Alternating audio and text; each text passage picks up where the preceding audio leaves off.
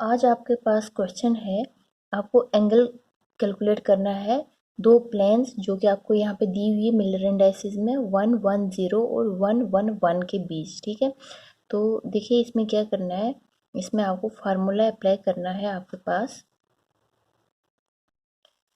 ये फार्मूला आपको अप्लाई करना है, cos theta is equal to h1 h2 plus k1 k2 plus l1 l2 divided by root of h1 का square plus k1 का square plus l1 का square multiplied by square root of h2 का square plus k2 का square plus l2 का square.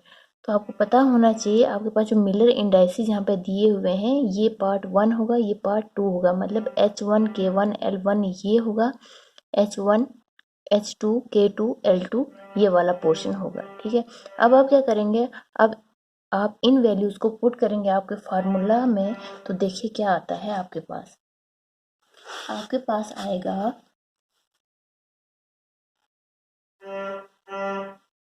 cos theta is equal to, ये values हमने put करी, अब हम इनको कैलकुलेट करेंगे तो आपके पास आएगा cos theta is equal to 1 into 1 1 1 और ये 0, तो 1 प्लस 1 आएगा आपके पास 2, यहाँ आएगा आपके पास 2 और 3, ये आपके पास आएगा 2√6 के पास। जब आप इसको फुल्ली कैलकुलेट करोगे तो आपके पास आंसर आएगा 0.816। ठीक है, तो देखिए सॉलिड्स में आपके पास कॉस की वैल्यू लगेगी और फिर साइन की वैल्यूज लगेगी, तो आपको ये वैल्यूज जो है क्या करनी है, मगअप कर लेनी है। ठीक है, तो मैं यहाँ पे आपको कुछ वैल्यूज बताऊंगी, उसमें से देखते हैं फिर कौन सी वैल्यू मैच करती है इस वैल्यू से। तो ये कुछ वैल्यूज हैं आपको यहाँ पे दी हुई कि अगर आपके पास कॉस की वैल्यूज पॉइंट्स में ऐसे आती हैं तो आप क्या करेंगे, यहाँ पे मैच करेंगे कौन सा एंगल आपके पास है। ठीक है, तो देखिए आपके पास आई वैल्यू कॉस थीटा की कितनी, 0.816, तो 0.81 के आसपास देखिए कहाँ पे है, 0.81 जो है आपके पास कहाँ आ रहा है, 35 के आसपास आ रहा है, 30 में 0.86 है, 40 में 0.76 है। दैट मीन्स आपके पास क्या होगा, आपका जो एंगल होगा यहाँ पे वो कितना होगा, 35 होगा। इसका मतलब आपके पास यहाँ पे लिखी cos 35 is equal to 0.816, therefore theta is equal to और एंगल इज इक्वल टू 35। ठीक है, तो ये आपके पास यहाँ पे क्या है, आपका आंसर है। कुछ वैल्यूज जो है आपको याद करनी है वो इस तरीके से यहाँ पे दी हुई है। ये वैल्यूज आपके पास ट्रिगोनोमेट्रिक रेशियो या जो टेबल होता है उसमें कुछ ही एंगल्स होते हैं, 5 या 6 एंगल्स होते हैं, उनकी वैल्यूज होती है। आप कहीं से भी इसको कॉपी पे नोट कीजिए या खुद बना के नोट कीजिए और उनको मगअप कर दीजिए। ठीक है, इससे क्या होता है कि आप इजिली क्वेश्चन कर सकते हैं और आपका टाइम भी कम लगेगा। अब हम मूव करते हैं अपने नेक्स्ट क्वेश्चन की तरफ। तो आपका नेक्स्ट क्वेश्चन जो कहता है कि आपका जो यूनिट है वो एफसीसी में क्रिस्टलाइज हो जाता है, जिसकी आपकी साइड बताई हुई है, सेल साइड या जिसको आप एज लेंथ कहते हैं, 500 पिकोमीटर बताई हुई है, और साथ में इन्होंने आपको डेंसिटी दी हुई है क्रिस्टल की, जो कितनी है 1.33 ग्राम्स पर सीसी दी हुई है। तो अब ये क्या पूछ रहे हैं, ये पूछ रहे हैं कि मोलर मास जो है वो कितना होगा आपके इस यूनिट सेल का। ठीक है, या फिर जो भी मेटल है उसका कितना यहाँ पे मोलर मास होगा। तो चलिए देखते हैं कैसे करना है इसको। आपके पास दिया हुआ है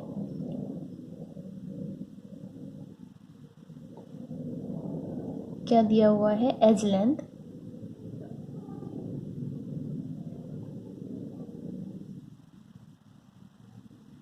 500 पिकोमीटर दी हुई है। ठीक है, और डेंसिटी जिसको आप रो से डिनोट करेंगे वो आपको दी हुई है 1.33 ग्राम्स पर सी का मतलब है क्यूबिक सेंटीमीटर, ठीक है।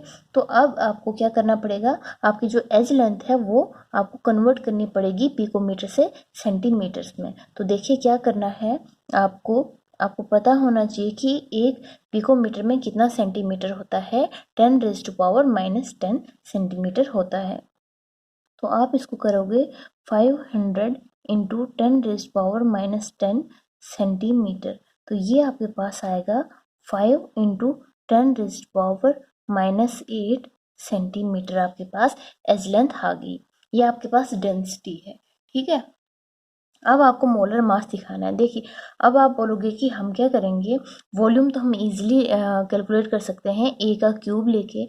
आपके पास डेंसिटी है, तो मैंने आपको पिछली कुछ क्वेश्चंस में बताया हुआ था कि आपके पास क्या होता है, mass per unit volume is equal to density. तो ये आपके पास क्या होता है, मोलर मास होता है। तो कई बार बच्चे क्या करेंगे, जैसे ही वो वीडियो देखेंगे उसके बाद इस फार्मूला को यहाँ पे अप्लाई करेंगे, बट आपका क्वेश्चन जो होगा गलत हो जाएगा, आपका आंसर नहीं निकलेगा। बिकॉज यहाँ पे इन्होंने बताया हुआ है, आपके पास कंडीशन कौन सी है, एफसीसी है। एफसीसी के पास आपके पास नंबर ऑफ यूनिट्स जो होगा, जिसको आप जेड से डिनोट करते हैं, वो कितना होता है, 4 होता है, ठीक है। जब भी आपके क्वेश्चन में बताया होगा कि आपका जो क्रिस्टल है वो कौन सी टाइप का है, दैट मीन्स आपको मोलर वॉल्यूम, डेंसिटी या फिर मोलर मास, वॉल्यूम या डेंसिटी कैलकुलेट करने के लिए फार्मूला ये नहीं, आपको फार्मूला यूज करना पड़ेगा कौन सा, जो डेंसिटी का फार्मूला है, जहाँ पे नंबर ऑफ पार्टिकल्स भी हम यूज करते हैं। तो फार्मूला आपके पास लगेगा यहाँ पे, density is equal to number of molecular mass, number of particles mass upon Avogadro number into volume, ठीक है। वॉल्यूम को आप और क्या लिख सकते हैं, वॉल्यूम जो है वो एज लेंथ जो होगी उसका क्यूब के बराबर लिख सकते हैं, ठीक है।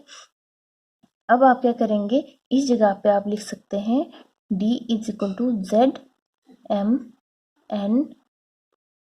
ए का क्यूब। आपको चाहिए मोलर मास, तो अब आप इसको कैसे कैलकुलेट करेंगे, यूज़ कीजिए इस सब की वैल्यू, आपके पास आपका मोलर मास आ जाएगा। तो अब हम यहाँ पे कैलकुलेट कर लेते हैं पहले, ए का क्यूब आपके पास कितना है, तो वो आएगा 5 इंटू 10⁻⁻8 का क्यूब, वो आता है 125 इंटू 10⁻⁻24 क्यूबिक सेंटीमीटर, ठीक है। तो आप डेंसिटी की जगह पे यूज़ कीजिए 1.33 जो आपके पास दिया हुआ है, 6.02 एवोगाड्रो नंबर 23 इंटू आपके पास ए क्यूब कितना है, 125 इंटू 10⁻⁻24, और z आपके पास यहाँ पे कितना दिया हुआ है, 4 दिया हुआ है। तो ये आपके पास क्या आएगा, आपके पास मास आ जाएगा, मोलर मास आ जाएगा। तो अब आप कैलकुलेट करेंगे तो आपके पास क्या आता है, यहाँ पे 1.33 इंटू 6.02 इंटू 125 इंटू 10⁻⁻10 रहेगा, ये सॉरी -1 रहेगा, -1 रहेगा, ठीक है, डिवाइडेड बाई 4। आपके पास यहाँ पे क्या आएगा, यहाँ पे अब आपके पास आएगा यहाँ पे 1.33 इंटू 6.02 इंटू, ये -1 है तो आप इसको इसके साथ करेंगे तो आपके पास आएगा 12.5 डिवाइडेड बाय 4। तो आपके पास आता है, ये कैलकुलेट करने के बाद आंसर यहाँ पे आएगा आपके पास 25, ठीक है। तो आपका मोलर मास निकला कितना, 25। ध्यान रहे आप इस वाले फार्मूला का यूज़ नहीं करेंगे, बल्कि किसका करेंगे, जहाँ पे नंबर ऑफ पार्टिकल्स भी क्योंकि दिए हुए हैं तो वो यूज़ में आने चाहिए, वो वाला फार्मूला यूज़ करेंगे। तो ये फार्मूला यूज़ करके आपके पास यहाँ पे आंसर आपका मोलर मास कितना आ गया, 25 आ गया, ठीक है। तो अब हम मूव करते हैं अपने नेक्स्ट क्वेश्चन की तरफ। तो इस क्वेश्चन में इन्होंने क्या किया हुआ है, आपके पास डी की वैल्यू दी हुई है कौन से प्लेन्स के लिए, 1 1 1 प्लेन के लिए, ठीक है। क्यूबिक सेल की बात हो रही है जिसकी ऑल एजेस सेम होती है, A is equal to B is equal to C, और आपके पास डी गिवन है। तो अब आपको क्या करना है, उस ही यूनिट सेल के लिए D33 की वैल्यू कैलकुलेट करनी है। तो इसके लिए आप क्या करेंगे, क्यूबिक सेल है उसके लिए आप डी का फार्मूला कैलकुलेट करें, यूज़ कीजिए। कैसे कैलकुलेट करते हैं आप डी, तो आपके पास आता है d equal to 1 upon root of h square plus k square plus l square, ठीक है। आपके पास डी 1 1 गिवन है, डी 1 1 1 क्या है, गिवन है। तो आप क्या करेंगे, आप करेंगे यहाँ पे डी 1 1 1 की जगह क्या लिखेंगे, यहाँ पे गिवन है 325.6 पिकोमीटर, ठीक है। तो आप ये वैल्यू यूज़ करेंगे फार्मूला में, तो आपके पास आएगा 325.6 picometer equal to a by root of 1 का स्क्वायर प्लस 1 का स्क्वायर प्लस 1 का स्क्वायर। तो आपके पास आ जाएगा 325.6 equal to 1 upon root of 3।